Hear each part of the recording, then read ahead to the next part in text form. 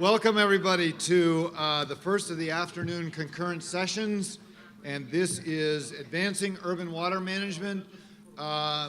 Just a couple of things. The key one is, remember, if you have questions, if you write them on your little sheet of paper there, and then we've got a couple students who will be coming by. Hold up your basket to put them in the basket. And other than that, I don't think there's anything else I need to say other than to introduce the chair for this session, who doesn't need an introduction because he's already been introduced today, so I'm not going to reread his bio, Mr. Dave Stolt. Thank you, Dave, for leading the panel. All right, thank you very much. Thanks, you guys, for making time for this session. I think it's been very interesting. So, there's two ways to increase water supply, and that's through demand reduction or new supplies. I don't think there's any other way about it. There's no new water out there, so we either have to save the water we have or find a way to store it and use it. So this panel and the paired panel with it is on advancing urban water management on demand-based solutions. So we're going to talk a little bit about that, but I think one of our speakers is also going to touch about how demand-based solutions are interrelated to supply-based solutions. So it should be very interesting. We've got an eminently well-qualified group of speakers. The first is Nusha Ajami from Stanford University, although I believe there's a Berkeley connection too, right? So you get to sit on the fence. Yeah. So Nusha is the Director of Urban Water Policy with Stanford University's Water in the West. And she's got a very storied background. She is a gubernatorial appointee to the Bay Area Regional Water Quality Control Board. Unfortunately, we're at the Central Coast Regional Water Quality Control Board, so we can't ply you with anything for the Pure Water Monterey project. Before joining Stanford, she worked as a senior research associate at the Pacific Institute from 2011 to 2013, and served as science and technology fellow at the California State Senate's Natural Resources and Water Committee, where she worked on various water and energy-related legislation. She's heavily published, both in journals and co-authoring books. And she received her PhD in Civil and Environmental Engineering from the University of California, Irvine, an MS in Hydrology and Water Resources at the University of Arizona, and a BS in Civil and Environmental Engineering from Tehran Polytechnic. Fabulous. So welcome, Nusha, for joining us. The next is Hillary Bryant from Boy Labs, Inc. And Hillary is the co-founder and vice president of strategic alliances for the company, Boy Labs. She was a member of the Santa Cruz City Council from 2010 through 2014. Were you pro-desal or anti-desal? How would that vote? And served as mayor in 2013. She also serves on the boards of the Monterey Bay National Marine Sanctuary Foundation, Digital Nest, Coastal Watershed Council, Santa Cruz Area Chamber of Commerce. And she's a banana slug, a UCSC graduate, and earned her degree in biology. So welcome, Hillary. Our next is Maeve Dutoit with Water City. She co-founded Water City to change the way water is used and served as its president and CEO until recently. She took the company from idea to revenue generation with clients such as Aramark Corporation and saving roughly 1.5 million gallons of water per month at the time of her departure to go assist real estate developers in kind of charting through the regulatory framework for environmental certifications and structured finance vehicles for environmental improvements. So welcome, Maeve. And the last is Paula Kehoe. She's the Director of Water Resources with the San Francisco Public Utilities Commission. Now, some of us in the room deal with the California Public Utilities Commission, San Francisco Public Utilities Commission, good. California Public Utilities Commission, so think of them more as like an urban water agency. And she's been helping to drive the city's efforts to support online water reuse systems in new developments to help save water. She's actually the point person and responsible for diversifying San Francisco's local water supply portfolio through the development and implementation of conservation, groundwater, and recycled water programs. So she covers the whole gamut. She spearheaded landmark legislation allowing for the collection, treatment, and use of alternative water sources for non-potable end uses in buildings and districts within San Francisco.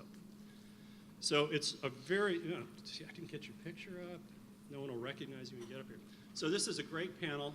Before we really get going on their presentations, I'm Dave Stolt, your moderator. For those of you who are here this morning, you know who I am. So I want to talk a little bit about, can we handle increasing population and economic growth without water? Can we achieve water neutrality? Can you continue to prosper without finding new water supplies? And we have a water neutrality focus here on the Monterey Peninsula, and a lot of that deals with demand management. And so the four corners of our local programs and water neutrality nationally is kind of viewed by the National Alliance for Water Efficiency is being able to allocate existing supplies to land use jurisdictions so you know what you have, allocating the scarce supplies first. So you make land use decisions based on water, not the vice versa, which is really almost 200 years of habit in California. The second is, can you create conservation credits? Can you save water that enables you to go do something new, to expand a building, expand a business, build new residences? Or can you offset your plans with saved water? The third is, can you document your use of water today and say, well, that's what I'm privileged to use now. If things change, let me always restore back to where I am. In other words, establish an on-site credit so that if you kick your tenants out to renovate, you're not held to a standard of lower water use. You can always restore to what you had. And then finally, new supplies can be created and create an entitlement in new supplies. Sometimes those new supplies are specifically for the investors in those supplies so that they can expand practice. So those are our pillars of water neutral on the Monterey Peninsula. And this has been the effect of it. On the left, and the left side axis is water use in acre feet per year. And San Francisco's gone through a similar experience, has a few other entities. And then time across the bottom axis. And this charts us from the late 80s, right before the last big drought, before our previous, just recent drought. And you can see that through the implementation of demand-side standards and regulations, we've decreased water use here on the peninsula while population has gone up, creating a gap, if you will, that you can restore or expand your economic or population growth without increasing the growth in water. We're actually at a point now where we use about the same amount of water in total that we did in 1959, yet our population has increased. And lastly, some of the things you'll hear that they'll touch on, key topics: what's the role of data? What's the role of decentralized systems, and can decentralized systems take over for the big centralized utilities? What is demand hardening? What does it mean, and how much more conservation can we expect? How do you count savings? Can savings be transferred? And are there environmental issues about moving savings around? And who owns the savings and who sets the price? And what's the difference between a physical offset where you invest in physical savings versus putting money in a mitigation bank and building up the bank, hopefully investing in other conservation savings? So with that, I think we've got some great presentations, and it kicks off with Nusha, so welcome. And I think you'll get your slides right.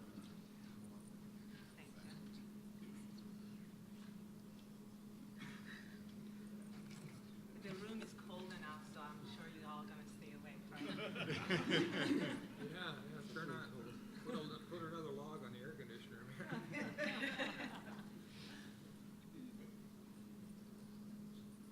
It's a waste of resources, man. We don't need it. Okay.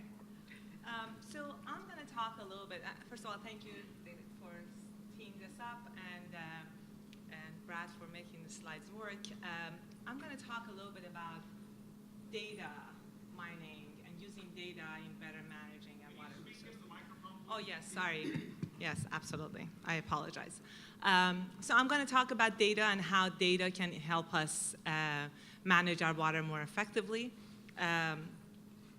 So this is a familiar thing for this audience, but as David was talking in our lunch discussion, we have gone through this whole once true system in the way we manage our water use. Basically our water use cycle, and the way we manage water is like sort of once true. We use it, we take the water, we clean it, we use it, we clean it again, we put it back in the environment. However, there is a shifting paradigm in the water sector. Basically, the traditional water resources that we have depended on all this time are either shrinking or are not as certain as they used to be. This once-true water system, especially in California, depends a lot on snow. We are having a lot of problems with like our snowpack, especially during the past few years that we were experiencing the drought. And also, we need to have enough water in the river to be able to meet the demand that we have downstream. So there is a big discussion around what does need to happen. And water supply diversification is certainly on everyone's mind, and how we can go from depending on one source to having a broader portfolio of water supplies, as David was also showing earlier, having all those water faucets sort of opening up. However, as you introduce these new technologies and these new solutions, there needs to be a revisit and rethinking of how we manage the system. Remember, when we had this once-true system, we built soft infrastructure, and I talk about soft infrastructure as you think about the way we collect data, the way we manage the water, the models that we have, the decision support tools that we have to meet the need of that once-true system. Now, we are talking about diversification, and that means that we have a very different system. It's going to look very differently, and that means that we need to think about how to collect better data, how to change the way we manage water. So we need to use our data more effectively. We need to come up with new information technology and other sort of modern decision-making tools and platforms. And also we need to modernize our regulatory process and permitting process to enable this shift in the water sector. This is also impacting the way the water agencies used to interact with their customers. In the once-true system, we would provide the water to the customer would pay their bill. They didn't necessarily need to know, or they didn't care where the water is coming from, as long as it was coming down there, out of their faucet. I don't necessarily think that has changed dramatically yet, but it is changing because people are becoming a lot more aware of how they can interact with the information that's provided to them. Remember, people now have Nest in their house. They care about their temperature and how they can set it differently, and where it's being used and how they can become more efficient. Very similar thing can happen to water. So people are now, especially during this drought, we experience that people are becoming a lot more aware about the water system, and how they can interact with this resource they're using. And that is actually another thing that the utilities need to deal with. Because now, instead of having this whole top-down model of we bring the source, we clean it, we bring it to you, and we take it away, people becoming part of this process. And when they're becoming part of this process, they're basically shifting the role of the utilities. And I know Paula is going to talk about this, but for example, when you're talking about adding new resources, adding on-site reuse or recycled water to your system, then people actually play a role in the process because they become generators all of a sudden, or they become, they use the water that they are generating in their own location. And that's on-site reuse sort of solution, or when you're talking about conservation or any other solution that's happening in a distributed way. So now, what does understanding the data mean, at least what we see it in our end? My group does a lot of work with data. We work with utilities. We basically build this whole relationship and build trust and try to work with them and get their data, try to understand what it means and to see what it takes for them to manage their data and water more effectively. These are, so you're not going to say what agencies these are. This is the practice that we have. But you know, it's interesting because, so these are three very, very distinct water agencies in the Bay Area. One with a very high income, low population, and very highly seasonal water use. The second one is moderate income, high population density, and moderate seasonal water use. And when I'm talking about seasonal water use, I mean the summertime, how much water they're using compared to wintertime. And then the bottom one is low income, high density, and low seasonal water use. One thing I want you to pay attention here is on the right, you have the population growth over time from 1980s to today. And on the left, and just to also to clarify, the black line is population, the blue line, the one in the bottom, is water use. And you can see there is a very significant line around year 2000. The population growth and water use has basically started sort of following different directions. And that goes back to what Dave also mentioning earlier. I also want to add something else to this. Part of this was also happened during the energy crisis because all these high-efficient washing machines, high-efficient dishwashers, these were not made with having water in mind. They were made because we wanted to use less energy. So there was a lot of money and energy put into building energy-efficient appliances, which ended up using a lot less water. So, so you can see that these different agencies, different kind of models. Now, why does it, so you can say, okay, we can see this is easy. The point is, you need to look at these agencies as individuals and then sort of zoom in and see what are the opportunities within each one of these agencies. And opportunities vary from one agency to the next, depending on their social and economic realities, depending on opportunities that existed, depending on cost of land, cost of living. All that can be very important in the way they use water. So when we talk about data and water, we focus on a couple of things. One, the idea is not just focus on demand or supply. The idea is to build long-term resiliency. How can you survive for a long time using your resources more sustainably and be able to survive and have healthy environment? So when you talk about that means that we have to increase the flexibility of our system. And flexibility comes from conservation, but also comes from introducing resources that can help us to keep our centralized system to function for a while we also taking pressure off of them. So when using contemporary demand forecasting, that we are using this data to understand what does it mean, how people are using water, we look at the trend and the way water use patterns are. We try to look at the regional and customer level analysis, do some analysis to understand what's happening. We actually have been looking at what are the how political actions impact water use and where that is impacting end use. I want to give you an example here. This is, on the left, is number of articles published over the period of time on California drought and conservation. On your right, you see number of searches people have done on conservation. Just pay attention. This is the time that the governor basically went to the mountain and there was no snow and he was doing snow survey. I'm sure everybody remembers.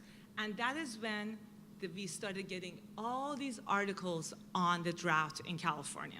It was unprecedented. Nobody had seen this many articles before. One thing was there was nothing going on in the country. There was no recession. There was no war. So there was nothing else to cover. So California drought was a very interesting topic. I'm not sure if this would have happened now, but look at this. And then I want to take you to a different slide, which shows the connection between the media coverage of the drought and change in the water use for number of customers in the Bay Area. So this is the dotted line is how much people used water. And this line shows a demand model, a traditional demand model would show you, which would look at temperature, precipitation, price, unemployment, median household income. If you would have looked at the model that was having these factors in it, that model would have told you water use would go up no matter what, even during the drought, because income was going up and unemployment has been lowest since around 2013 or 14.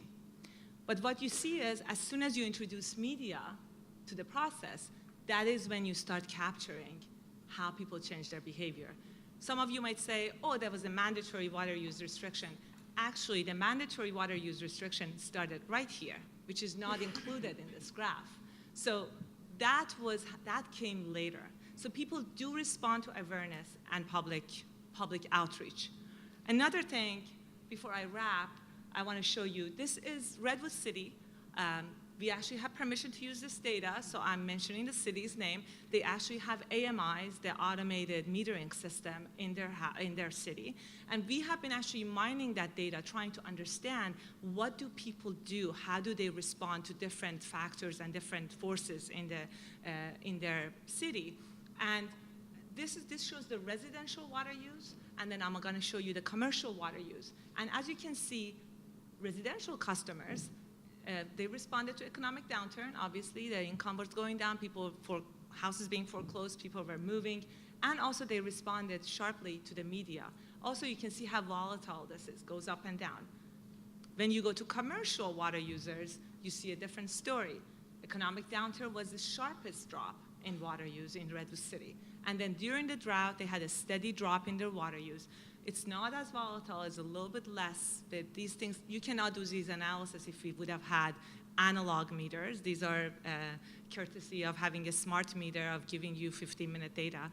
But we had to, just to get into this graph, we had to spend months and months going through millions and millions and millions lines of data, trying to understand who is doing what, where, how much error is in the system, how can we use it, and this is still an ongoing work we are doing. So data is important, it is useful, it can definitely help us, it's not easy. Just wrapping it up, it's very important to understand what factor is impacting water use. It's important to understand what factors are impacting water use now. It's not always income and unemployment and price, something that we all have depended on for a long, or population growth, something that we have relied on over time. We have to think, what are the other things people are reacting to or interacting with? Also, forecasting, that can help us to forecast demand more accurately. If we forecast demand more accurately, then we put our capital in places that can be beneficial to us. So basically, we don't maybe need to build that massive wastewater treatment plant that we don't have enough wastewater for to treat, but maybe we can use satellite system or distributed systems. And then also it helps us to set more accurate rates and also more accurately understand how we can engage with the customers. And with that, I'm gonna hand the presentation to the next person. Thank you.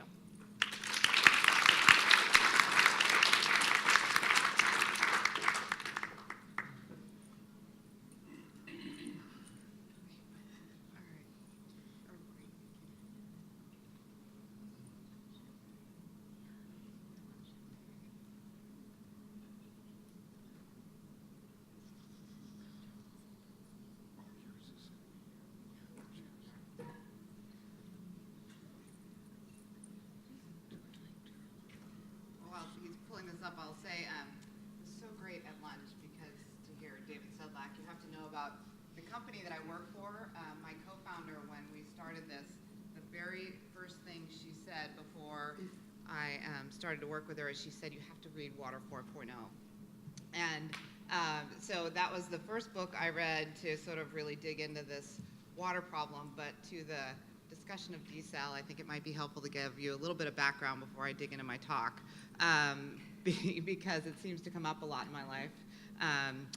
I was mayor of the city of Santa Cruz in 2013, and I have to say, if anyone knows Santa Cruz, you can't fall in Santa Cruz without stumbling over a former mayor, so that's not a big deal to be the former mayor of the city of Santa Cruz. There's lots of them, lots and lots of them. But at the time, I'm sort of a political hack, and now I'm a tech entrepreneurial hack. I was in office for only one term, and my term as mayor is probably one of the, aside from Marty Wormhout, who managed the city during the earthquake, I probably pulled the other shortest straw in the city of Santa Cruz and was managing crisis after crisis. 6 weeks in, we lost 2 officers in the line of duty, and I spent most of my term talking about public safety in our community. And then, of course, as Nusha showed these charts, that was also the height of the drought. And for those of you that know Santa Cruz, we're surface water primarily fed community. We were really, we were 10 years into an EIR process on a desal plant that all of a sudden the community went, what desal? What are you talking, desal?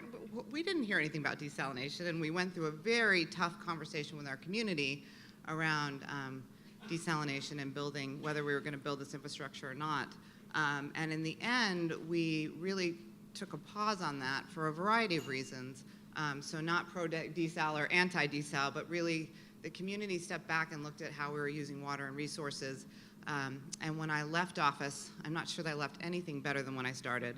But I did say, I will never talk about public safety or water again. And then sure enough, I read Water 4.0, and here I am in a technology company talking about water all the time. But also, you know, we are we're kind of the nest for water. So to your point, part of what was going on when you think about, it was the height of the drought.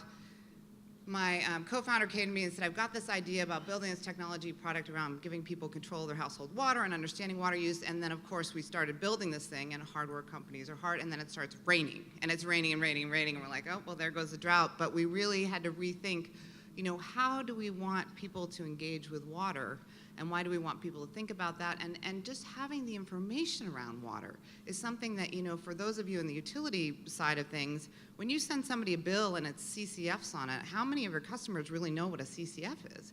And we would have people call all the time and say, I just got a letter in the mail and my house has a leak, and how do I find the leak? And there's so much disconnect between how we as community members use water and how we deliver water and how we talk about water, that's really, just to give you by way of background, this is sort of the approach that I take to this, but I'm of course not on the technical side. I'm working with a team of engineers, and we're really trying to get people to rethink how they use water. So this is Bowie. The drought is, you know, not here now, but it certainly will. Climate change is happening. There will be more droughts, but really one of the things we've dug into is around the country, water prices are rising, as most of you know. In fact, Michigan State did a study earlier in the year saying the next 5 years, 36% of American households will find water unaffordable. It's rising 3 times faster than any other utility bill, and it's not just around drought. I mean, if you look at some of these areas, places like Seattle and Atlanta, this is from the Circle of Blue for this year, have high water prices and rising, and part of that is really around our infrastructure. It's not about whether we have water or don't have water, but it's just around the delivery of water from point A to point B. It's very, very expensive. So what we have done is build a device called Bowie. It is a single device. It installs on the customer side of the water line, so we try to get as close to the household shutoff valve as possible. It's just this device. It's not a bunch of sensors around the house. It's not, on every point of your water outlet. It's just this device. And what it does is it runs on the customer Wi-Fi, so we're really dependent on, we are soundly on the customer side. We're running on their Wi-Fi. The water flows through the device. We send it up to the cloud. We disaggregate the information, and we're sending people in real time. And when I say real time, it's not every 4 hours. It's every minute. We're checking in. We're sending them information real time about their water use, and we are detecting leaks down to about a 64th of a gallon. And if we detect a leak or unusual use, great one is we had somebody filling a pool the other day, and we were like, you really need to pay attention. You've got a lot of water flowing. They said, oh, I'm just filling up my pool. But we are sending notifications for things like that so that they can then act on that information. And in the app, you can shut off your water from wherever you're at. So I could shut off the app or shut off the water on my kids right now at home, which wouldn't be very nice. But I have done that. I have a son that surfs, and at some point there were 5 kids using showers. And I was like, are you kidding me? Do you have the entire surf team over at the house using my water? I'm shutting it off. So you can do that. This is just to give you an idea of the app. We've tried to make it really user-friendly, really thinking about the customer and giving people understanding around their water. So it's not in CCFs, it's in gallons, it's in per minute, it's by device. So you can break down, this is my toilet, this is my sink, this is my washer. And then, of course, we do tell people when there are leaks, and in-app there is an emergency shut-off. So you can shut it off right there from the app. And then we've also piloted in our Santa Cruz area, we're trying to really think about how we can make this an end-to-end solution for the customer, and giving people the opportunity to, Now we've told you there's a leak, there's a real problem, you need to get someone out there, and you can call a plumber from in the app. And we're hoping to roll this out nationwide. I know there's been a lot of talk about numbers, but we have done a lot of looking into where our household water is going, and we have yet to find all of maybe 2 houses we've installed buoys on have had a leak of some way, some form. Maybe not a dramatic pipe leak, but I cannot tell you how many running toilets left the faucet on, the kid left the hose in the backyard going, the sprinkler. Every house leaks. About 10% of your household water use is attributed to leaks. So just by putting a buoy on, not changing anything, no behavioral changes, if we can just get at those leaks, we are looking at about a 10% reduction. And then just thinking about the ROI from our perspective, a device is about $3.99 an hour of a plumber's time to install, because most people, it's amazing to me, people will no problem touching electrical, which could kill you if you do it wrong, but people will not touch their plumbing. There's something very frightening about doing anything with plumbing. It's not that hard to sweat a pipe, but I respect the plumbers who do that, and so it's about an hour of plumber's time to put the device on the house. And what we are finding is we are categorizing now hundreds of thousands of water events, giving people that information that they can understand and digest. We've got, in a very easy, user-friendly way, I think we've done about 5,000 leak or unusual water notifications, and really trying to notify people early and often on these leaks. We, in fact, put a buoy on a house 2 weeks ago, and the very first day the customer called me and he said, he just put in a new landscaping system, and he said, I've got a brand new landscaping system, and I don't think the buoy is working because I keep getting these leak notifications. We really dug into it, and it turns out he had a line that was broken. It had been broken since he put the system in 2 weeks ago, but it had been so low that he just hadn't seen the water use, so it was continually happening. So that was the very first day, and in that time period where we were just trying to figure out, it was close to 384 gallons of water that he had lost, just in the time we were figuring out. So you think of that over a period of weeks, and then if he had not detected it, how long would it have taken to figure that out? So we're really excited, and what we've really done well, I brought a device to show you, but we're really ahead on the data analytics, and that's in part because we got some really brilliant astrophysicists out of UCSC to take a look at this and really dig into the data and understand and create the machine learning algorithms to do this. And this is, to me, from wearing my former government hat, just giving people that information and letting them know we just these simple things that people just don't get. And know there's a point at which conservation, we've done all that we can, but there's also some things as simple as this running toilet problem where it doesn't create any damage in your house, you ignore it, you just let it go, and you have no idea how much water is just pouring through the system that you don't need. It's just a complete, in my mind, that is where we're really wasting water. People ignore it, and in this case, there was a young man in Texas. He had just bought his first home. He and his wife had a guest bathroom, and it was one of those, oh, we'll get to it, we'll get to it, we'll get to it. And he realized I could have bought 3 toilets in the amount of water that I've spent on my bill, and he replaced it the next week. So I felt really good about that.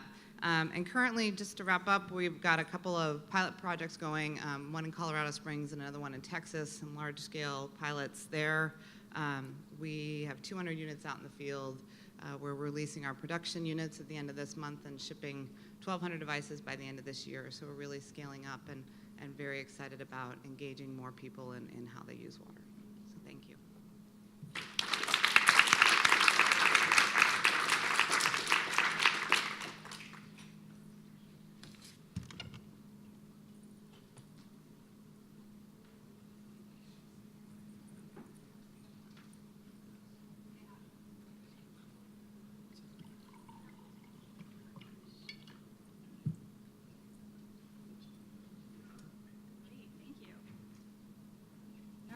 Well, first of all, it's an honor to be here to speak with you, so thanks for the opportunity. All right, so first I'm going to start off by giving a kind of an obvious statement. Sorry, what was that? Is this better? Sorry about that. So I was just going to say that I'm going to start off by talking about something that's totally obvious, and that's that water is not a renewable resource. Unlike energy in the sun that gives us endless energy, water is finite. So couple that with the fact that we are, especially here in North America, extremely inefficient with our water usage. We also typically, I wanted to mention this because you guys also have brought this up, that in addition to being just totally inefficient with our water usage, we use water once. You know, and we use it, and we discard it, and we do that at the individual level, and we also do that at the centralized level. And so, in addition to this, what's not shown in this slide is population growth, which also contributes to the rising price of water and sewer. And as we continue to tax our aging infrastructure, which was also brought up, this is a huge part of what drives the cost of these resources. We're also facing droughts and limited water resources across the country. But what's also interesting about this, and you know, I know we're not in a drought anymore, but I want to quickly point out that, as you can see, I added this the drought monitor from September 19th, and we can see that actually the drought has moved from California, where it used to be that dark maroon red, and now it's up in Montana, and it just kind of keeps to, I've been tracking it over the time, and it just shifts. And so I think that, you know, as a country across the board, we're facing this reduced water. But even in areas where there is plenty of water, like Seattle, or Atlanta, especially places on the East Coast, the side of the infrastructure, it is aging and it is extraordinarily expensive to fix, and it was subsidized in the beginning to put it in place, but it is not subsidized anymore, and the ratepayers are going to be feeling that. So the other thing that I find really interesting about this is that we're now having to address the real value of water in our society, since it's not as readily available as it used to be in previous generations. So one of the hardest dilemmas that we're facing right now is the fact that water is a basic human right and a basic human need.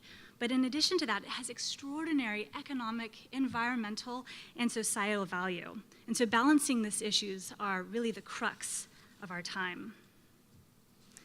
So one of the ways that we can ease the burden on our infrastructure with a growing population and safeguard ourselves against natural disasters that are caused by climate change, as well as potential attacks, is by adopting decentralized water systems. And what I mean by that are things like gray water recycling, black water recycling, and in some cases, rainwater harvesting. So this diversified approach, much like you would have with your personal financial portfolios, enables us to change the old model of how we used water once and then discarding it. So of course, some of the benefits of this is that, you know, we don't use as much fresh water, and we're saving that resource for future generations. But it also has some tangential benefits, which is using less energy. So the piping network for water and wastewater around this country is huge, and the energy requirements to pump all of that is also massive. So keeping some of this wastewater on site and not bringing in as much fresh water is going to reduce that energy consumption, which is a great benefit. So I'm one of two founders of a company called Water City, and you know, we've set out to promote the adoption of distributed systems. So it seems like a no-brainer that everyone should have these kinds of distributed systems at home, at the workplace, but if I could just see quickly a show of hands, who has a gray water recycling system at home? Sweet, I think I see 3 hands. There's a fair amount more people in here. So as we dove into this issue, you know, we found that there's actually 3 major hurdles for overcoming the adoption of this technology. First is knowledge, or the lack of knowledge. Some people simply don't know that gray water recycling exists, or it's just not within their purview. And the other, interesting fact is that some people know it exists, but they realize that they don't have the technical knowledge. They're not water chemists. They don't know how to match their effluent to a technology that can treat it and what to do with it afterwards. So the second thing that we found is that capital costs and also operating costs can be prohibitively expensive for people. So to buy the equipment, if you're a business and you have a set capital budget, set operating budget, you're not necessarily going to allocate your resources towards green initiatives that might have a payoff later on down the road. There also might be other projects that have a larger ROI for you or IRR that you'd rather use that where it's more core to your business. So that, couple that with the operating expenses as well. Maybe you also need to have human resource allocated to understanding and using, managing that technology. And that's just something that people are not necessarily interested in doing. So what we did to help solve this problem is we created a structured finance vehicle called the Water Purchase Agreement. And in many ways, it mirrors the power purchase agreement that's often used in solar. So as you can see here, there's no upfront cost for the customers. They usually sign about a 20-year contract, and the agreement handles contingencies like buyouts, transfer of ownership, and liabilities. So we start off with a water bill. I mean, this really should be water and sewer bill. That is what it is. And at the end, because you've implemented a kind of a distributed system, you're saving on the use of your fresh water, and you're also reducing the amount of effluent or wastewater that's going out. So your water and sewer bill is immediately going to drop anyways. And there's a small water purchase agreement payment that's tacked on, so the customer receives overall savings. Excuse me. Actually, speaking of water, I kind of need some. Oh, thank you, Paula. It's good water. It is really good water. Thank you. So the way the water purchase agreement works is that Water City pays for the capital cost of the equipment, and then pays for and manages the installation, and then pays for and manages the long-term service and repairs. And on the customer end, they sign a contract that usually lasts about 20 years. They buy water that the system generates for, it's usually less than what the utility charges, and so they end up having, they realize savings over their operational budget, and also they don't have any capital outlay. And so this WPA covers really our CapEx and OpEx, or capital costs and operating costs hurdles that we're facing. So then, as you can see here, Water City's process addresses that knowledge gap, or that knowledge hurdle, by managing the water analysis and technology matching, as well as the design, implementation, and the system's long-term service and repairs. So the customer doesn't have to worry about any of that. So there's a few other things. For better or for worse, the water purchase agreement doesn't always work in every situation for every person. So there are other options available. There's, of course, the standard purchase. So if capital isn't an issue, one can, of course, purchase the system themselves. And if they work with Water City, they can leverage our knowledge on matching their effluent to the right technology. There are leases available. We don't currently offer one, but that might find its way into our future product offering. But there's certainly lease companies that can lease you the systems. And then there's subsidies. So, as many of you know, the water rebates are local to the districts themselves. So in each area, depending on the area, some of these rebates can be really helpful in either getting people over the purchase hurdle or even making it more feasible for us to implement a water purchase agreement where the price of water and sewer might be a little bit too low. However, and I will put this to the regulators in the crowd as I look over here, creating a state, a federal, or some kind of a larger regional uniform rebate could be really beneficial in helping get people to adopt more of these technologies. And additionally, subsidies for low-income families or households, nonprofits, or otherwise subsidized industries, already subsidized industries might also be useful. So to close here, wastewater, and especially on-site wastewater, is a resource. It can be treated and reused time and time again, limiting our need to draw on depleting freshwater sources. So distributed systems can also safeguard us against national security issues such as natural disasters and potential attacks. And the adoption of these systems is a no-brainer. Complemented with financial instruments such as the Water Purchase Agreement will make adoption more feasible. And this will guide the way to a new era of water production and distribution. Thanks.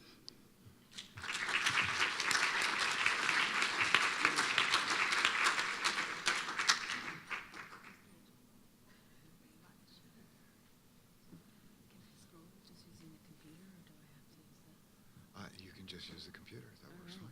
One less thing in my hand. Yeah, there you go. Oops, this one, here. Come on. Come on, you can do it. There we go.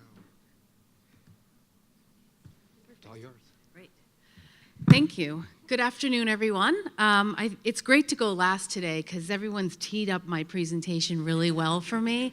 So I'm going to talk about San Francisco, and I'm talking about it from a utility perspective. But again, all of the comments that we've heard just today, I'm going to actually be talking about them, incorporating how we look at it from San Francisco's perspective.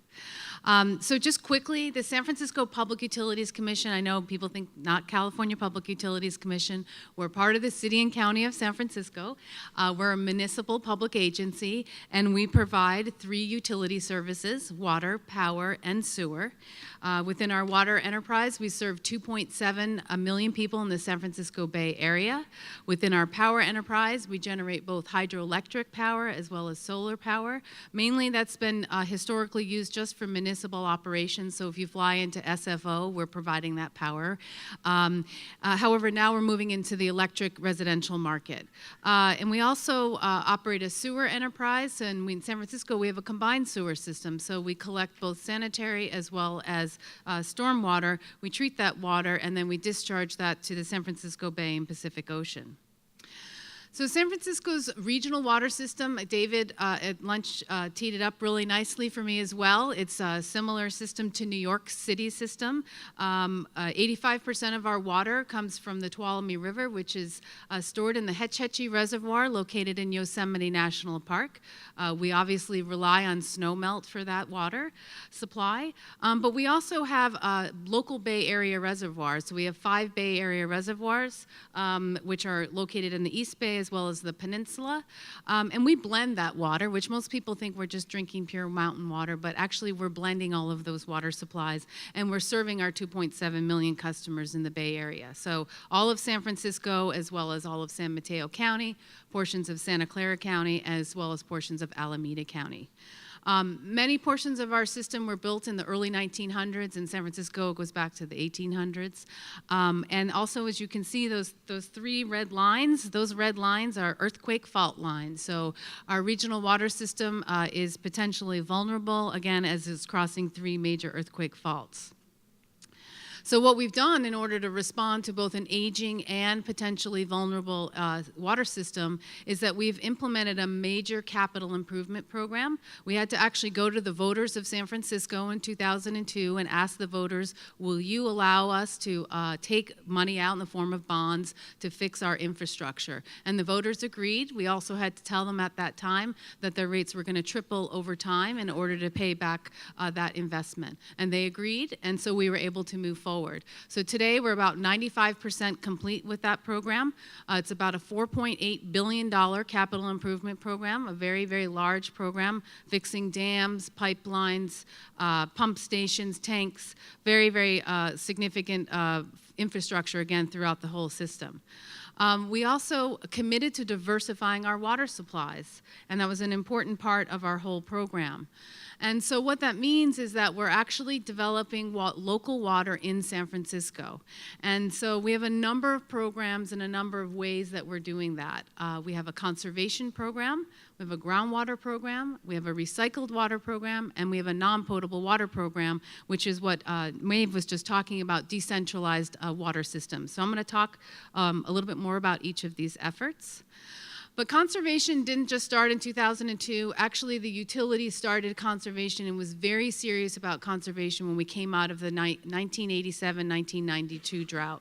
That drought, 6.5-year drought, was very, very severe and very significant in terms of San Francisco Public Utilities Commission's water supplies. We almost had 40% rationing by the end of the drought in the early 90s. Very, very significant. So we agreed and we committed to water conservation. We recognize that that's the most cost-effective water supply that we have. So we've been doing conservation for over 25 years. We have rebates, financial rebates, we have mandates, so we have carrots and sticks for our community. And we've replaced over 80,000 toilets and over 30,000 clothes washers, and we've conducted over 100,000 audits in commercial businesses, residential businesses, industrial businesses. And more recently, we've done what we call a market saturation study. So we've been hearing a lot about the term demand hardening and what's the remaining conservation potential. So we believe that right now in San Francisco, about 70% of all the toilets are efficient in San Francisco, and about 50% of all the clothes washers are efficient. This is a pretty good percent in terms of market saturation. We certainly can see it. We've talked a lot about demands, and we've talked about per capita use. You may not be able to see the numbers on the bottom, which is the year 2005, and on the far right is 2015, so basically a 10-year period of time. In San Francisco, certainly directly what we believe is related to our conservation is that our demands went down about 17%, but our population went up 10%. So we really, again, had a significant results in terms of our conservation and our savings. We do a conservation plan every 5 years, and we look at what are all the conservation measures that we can implement and that we can actually deploy in San Francisco. We just finished one in 2015. We go out 25 years in terms of our conservation potential. What we're seeing, though, in San Francisco is we're seeing that the trend is reversing, unlike the past. That, again, it's 2005 is on the far left and 2040 is on the far right. We're starting to see the actual demand for water going up now. In the future, 2040 is quite a ways away, so we recognize that there may be new technology available to help us use water more efficiently, but we certainly see that the demand is going up for water almost 30%, as well as the population going up about 27%. If you've been to San Francisco recently, there's just cranes everywhere, so there's a building boom going on right now. So we obviously conservation is still our core water management strategy. We continue to fund conservation to the tune of approximately $5 million a year. We will continue those efforts going forward. But again, the concern about demand hardening is a serious and important issue for the utility as we look at our water supplies. We've done some other things, though, not just on the customer and engaging the customers. We've actually looked at our own utility. What can we do within our own utility to use water more efficiently? We've installed automated water meters. We've talked about that. We've changed out 178,000 of our meters. They're all automated now. Instead of getting your bill or meter reader reading it once every 2 months, now we get reads every 15 minutes. Talk about a data management issue. So we really expanded our ability to collect data. We've also done some pilots to understand leaks, and so what we've done is look at continuous use for 3 days in a single-family homes. We started there. If you have continuous use 3 days, then we believe that there's a leak in the home, so we obviously notify the customer. We did postcards, and we found that some people fell off the list, and now we've moved into robocalls, texts, telephone, and mail, and we've seen that more have fallen off. We thought that maybe people would be very upset with those more forms of communication, but it actually seems to be more effective. And we've also obviously established My Account, where people can go and look at their own water use, and they can sign up for that as well as learn about other water conservation measures, et cetera. In terms of water loss, San Francisco is about 8% of our overall in-city water demand is loss. We have losses. About 6% is real losses, which is related to leaks and breaks in the system. About 2% is what we consider to be apparent loss. Obviously, we use water for firefighting, et cetera. So 6% is really our real loss in the city. And so we're exploring new technologies to detect leaks in our system. We also have increased our linear asset management program. We're aiming to go from 6 miles to 15 miles a year, and really obviously targeting those pipelines that are most at risk in San Francisco. We do a great job when we see water on the surface. We respond to it immediately, but it's those pipes that we can't necessarily see. We're also hoping to potentially incorporate some new technology, satellite technology, for example, to look at those pipelines, obviously, rather than having to go in dig up the streets to detect leaks. So we've, again, water efficiency, conservation, we've had a great relationship with our customers. Our customers have responded really well. But we also know we need to develop new water supplies. So we have a recycled water program in San Francisco where the municipal agency, us, the utility, is involved in investing in recycled water. We have regional partnerships. So we partner, for example, with the city of Daly City, our neighboring city, to irrigate one of our golf courses in San Francisco. We're about ready to start construction on a recycled water treatment plant to irrigate over 1,000 acres of Golden Gate Park, Lincoln Park Golf Course, and portions of the Presidio. So with that project, we'll have all of our golf courses, with the exception of one, off of potable water and, again, our large irrigation uses. We've also turned our attention to looking at new innovative ways of reducing our water in buildings in particular, as well as reusing water on site. So this gets to the whole concept about decentralized satellite facilities. The picture here is our buildings on the left. It's our new headquarters in downtown San Francisco. When we built our building, we decided we wanted to incorporate decentralized systems in our building. So we actually have two systems. One collects rainwater and stormwater. We treat that water and we use that for irrigation. We have very, very small amount of irrigation in our building, outside our building, so it's really not a significant water savings. However, we installed what is also referred to as a living machine, which is shown here on the right. It looks like large planter boxes on the side of our building. You wouldn't know that unless you came for a tour, but that's actually treating all of our wastewater or all of our black water that we produce in our building. It runs through the wetland system, and then we use disinfection of UV and chlorine for that water, that wastewater that's produced, and then we use that water to flush our toilets and our urinals in the building. So we've been able to reduce our consumption within our own building by 60%. So pretty significant water savings. There is a cost, and there's an operational cost and ongoing maintenance with that system.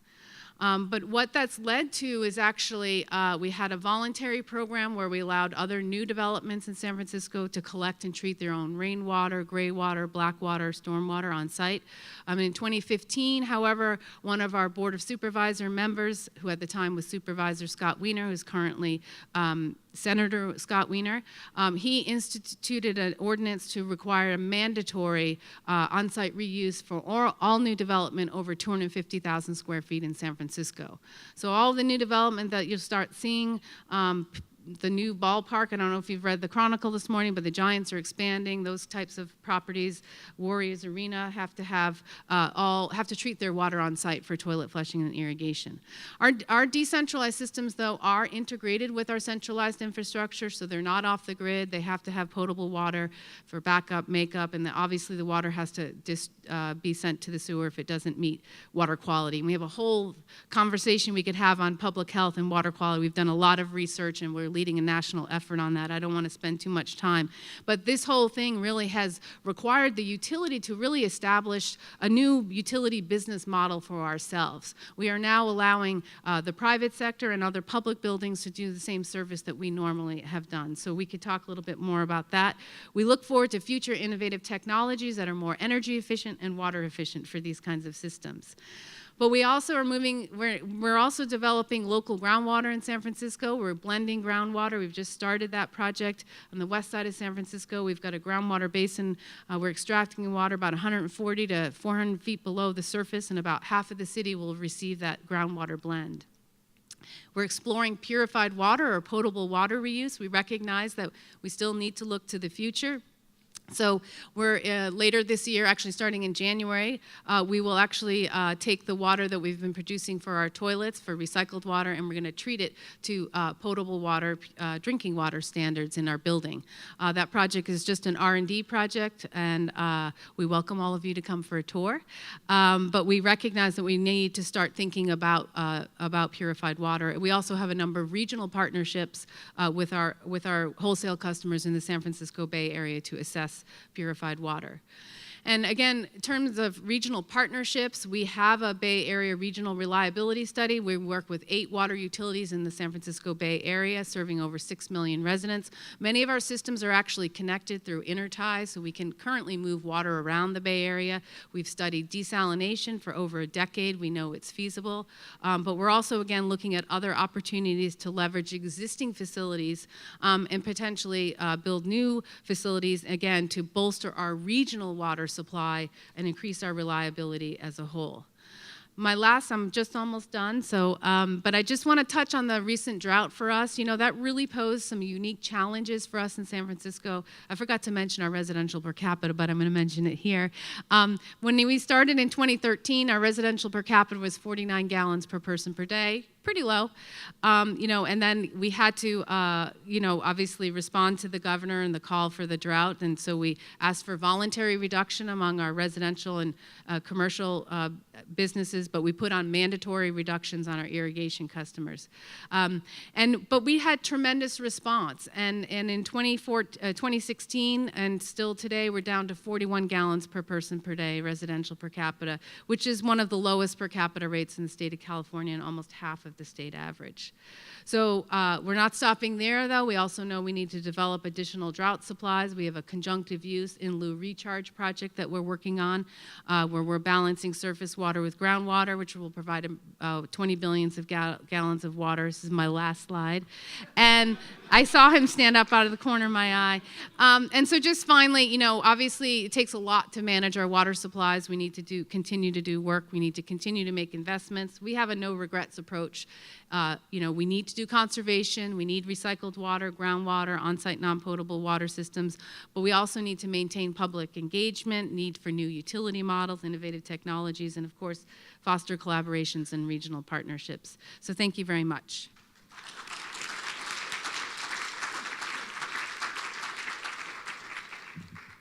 Those were all fabulous. We've got about 15 minutes for question and answers, and we've got some good questions here. But since I'm an abject panderer, let's give them another round of applause for all 4 of our.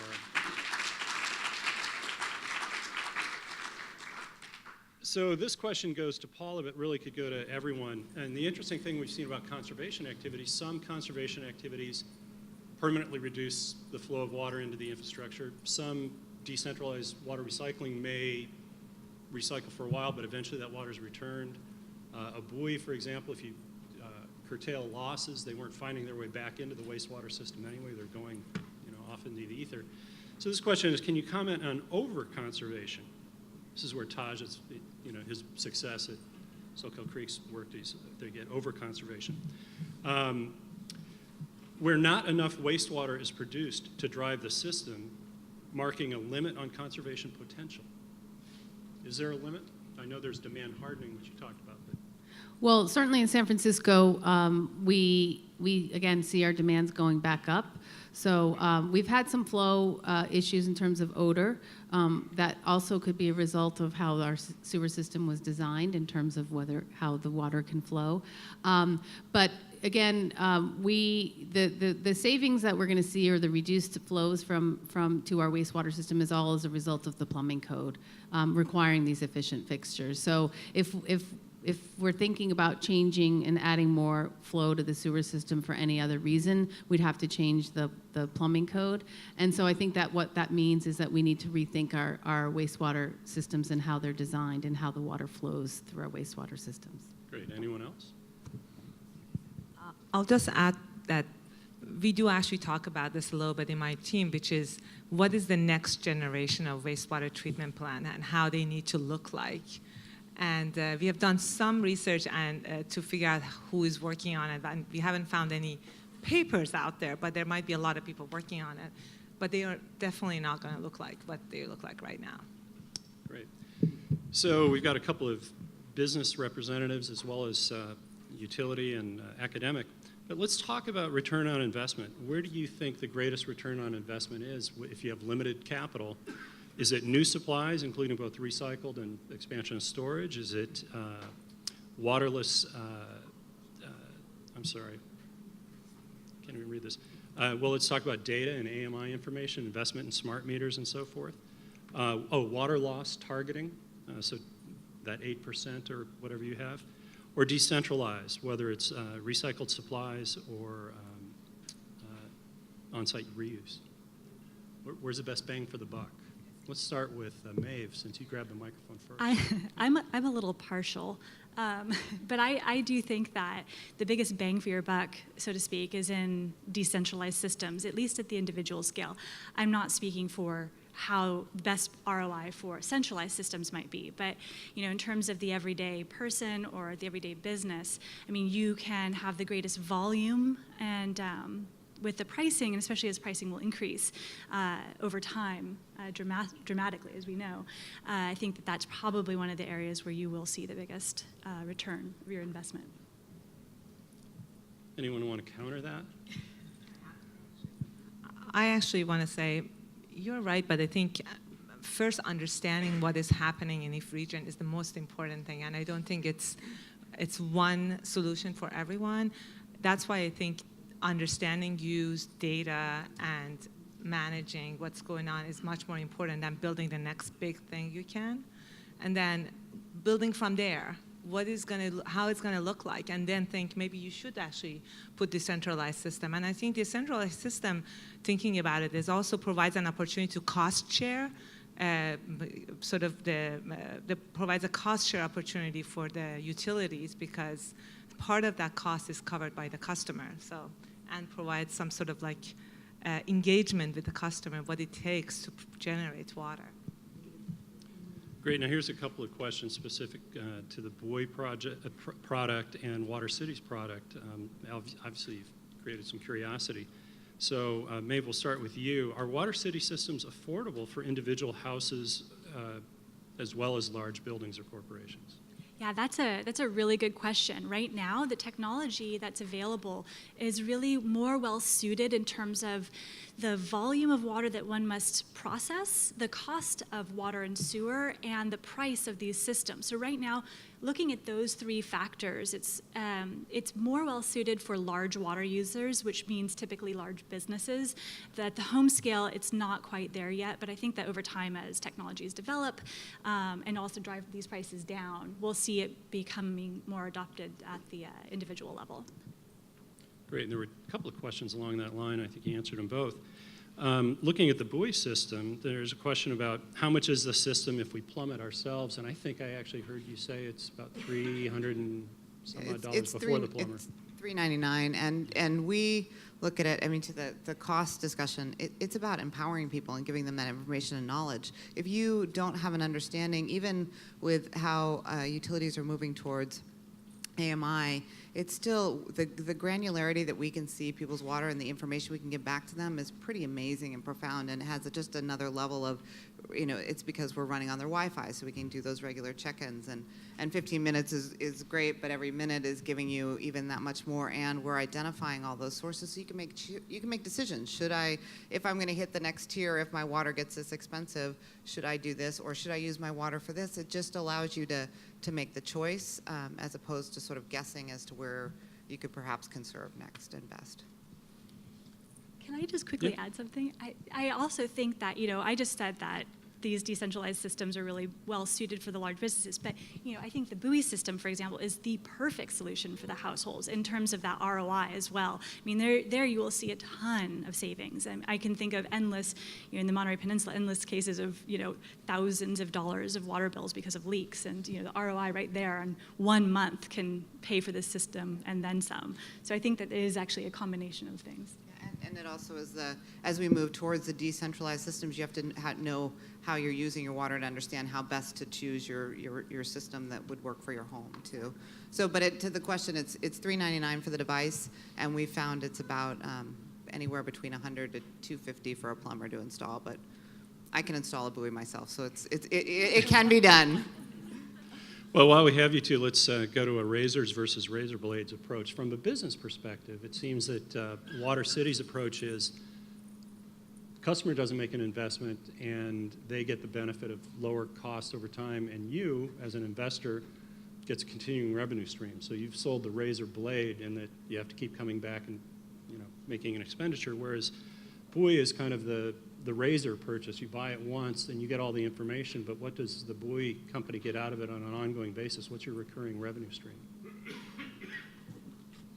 So right now, because it was so important to get the data science right, and to do that, you have to have the device in the household. You have to understand the data. We have not.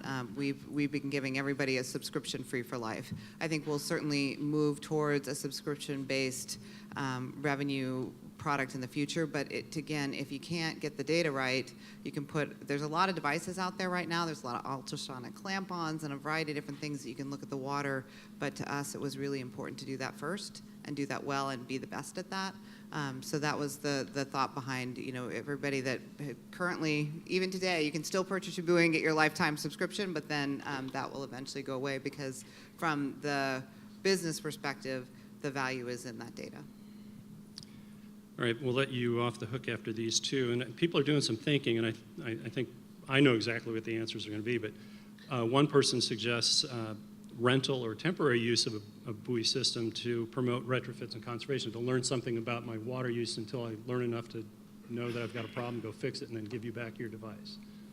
Pretty unlikely? Yeah, no, I don't think unlikely at all. It's just getting over that hurdle of the installation. But we've thought about that. We also have thought about how we can partner with water utilities. I think there's opportunities as more utilities go to AMI programs, but that's a big investment. So maybe there's a pilot program or you're doing a pilot program and your customers start calling and saying, hey, what about me? Why am I not getting that information? So I think there's opportunity there, and there's lots of different ways to use the device. And we've thought through a number of scenarios, and this is just our first product, and I imagine we'll change. The other thing that I thought there is a real opportunity too, because we believe that a lot of the water use is much higher in neighborhoods where they haven't done a lot of these retrofits. They don't have the high efficiency dishwasher, washing machine. So we'd love to figure out ways to do programs where put a buoy and we'll give a buoy to a neighborhood to sort of start looking at that and understanding water use in our communities. Great, and I think one of the questions about how do you address master metered multifamily units and how do you get information out? Also in this area, we've got a lot of mutuals, or we've got multi-connection, 5 home systems, 7 home systems. How do you address the large-scale centralized approach to, let's say, AMI and so forth, and then the local residential neighborhood approach? You mentioned neighborhoods, but how do you get to just getting the guy in Unit D and the guy in Unit F to get information feedback if they're in a master metered situation? Nusha, can we start with you? And where does data drive that? Sub-metering, which is expensive, but it is the only way you can get individual information to these multi-unit buildings. So that's the only way, I think.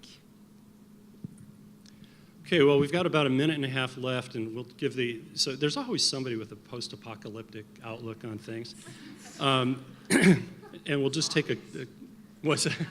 Yeah, exactly. Is there any way to reasonably address the aging infrastructure problem? Are we destined to be in a declining spiral of performance forever? Quickly, anybody? Okay, so I want to say something. At the beginning of my talk, I talked about flexibility. I think one of the solutions to our aging infrastructure is, obviously we can't replace them all at the same time, or we are sort of bound to use this centralized system for a long time, as long as they last, right, till they break down. And I think these decentralized solutions, and I actually put conservation and efficiency in the same bucket, because I think these are all solutions that goes to the customer, and the customer can be you and me as in residential customers or commercial users. These actually takes the weight off the existing system that we have and creates this flexibility and make them last a little longer. At the end of the day, if we have to replace them, we have to be very mindful of what we are replacing them with, and how we are replacing them.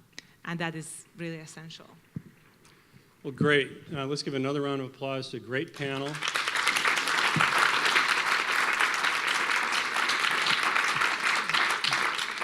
These are not only experts, but they're thought leaders in their field. And as Brad has said earlier, feel free to pigeonhole them for the next 15 minutes and ask your questions. Thank you very much. much. Nice job. Thank you very much.